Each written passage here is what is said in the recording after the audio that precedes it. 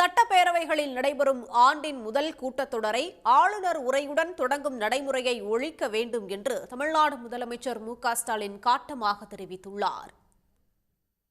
தமிழ்நாடு சட்டப்பேரவையில் நிகழ்ந்ததைப் போன்று கர்நாடக சட்டப்பேரவையில் இருந்து பட்ஜெட் கூட்ட உரையை வாசிக்காமல் அம்மாநில ஆளுநர் வெளியேறியதற்கு மு.க.ஸ்டாலின் கடும் கண்டனம் தெரிவித்துள்ளார்.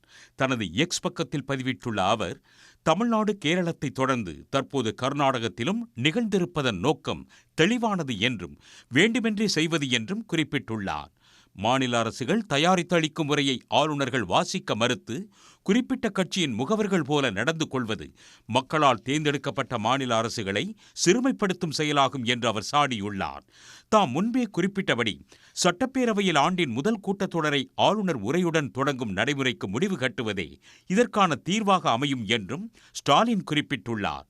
இந்த பயனற்ற மற்றும் நடைமுறைக்கு பொருந்தாத வழக்கத்தை ஒழிப்பதற்கு இந்தியா முழுவதும் இந்த கருத்தை கொண்டிருக்கும் அனைத்து எதிர்க்கட்சிகளோடும் கலந்தாலோசித்து எதிர்வரும் நாடாளுமன்ற கூட்டத்தொடரிலேயே அரசியலமைப்பில் திருத்தம் கொண்டுவர திமுக போராடும் என்று உறுதியளித்துள்ளார். உடனுக்குடன் செய்திகளை தெரிந்து கொள்ள சன் நியூஸ் பெல் ஐகானை கிளிக் பண்ணுங்க.